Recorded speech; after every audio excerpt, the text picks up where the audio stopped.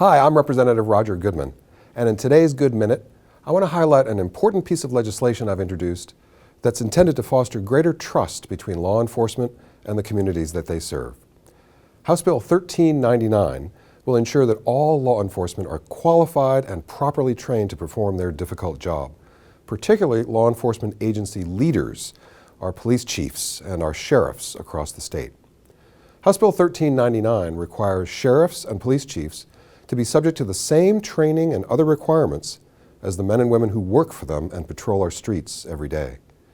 All sheriffs and police chiefs in Washington would be required to maintain their peace officer certification as long as they hold their position.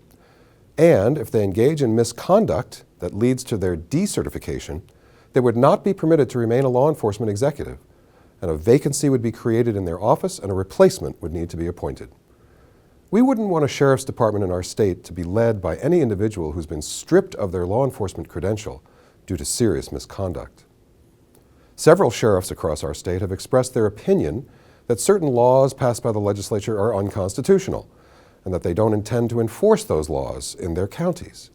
This has alarmed many communities who are concerned about preserving the integrity of our gun safety laws, our laws guaranteeing women's access to health care, our laws protecting sensitive wildlife, and our laws protecting immigrants and refugees. Law enforcement may not pick and choose which laws they believe are constitutional or which laws they will or will not enforce. Accordingly, and regrettably, I've had to include an important provision in House Bill 1399 that explicitly states that the duty of an elected sheriff is to enforce our state's constitution and laws, as interpreted by our state courts. If any law enforcement executive fails to perform the duty of enforcing the law, that individual would be subject to investigation and possible sanctions, including possible decertification.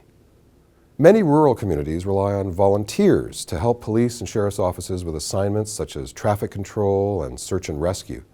These are valuable and often necessary supports for law enforcement in those areas. However, in some counties in our state, the line between volunteers and law enforcement officers has been blurred.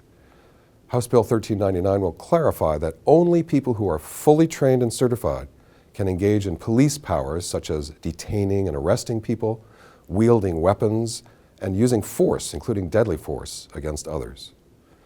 Making these updates to our laws means that no matter where you live in Washington, all of the law enforcement officers in your area have the same training and professional experience, and they're held equally accountable.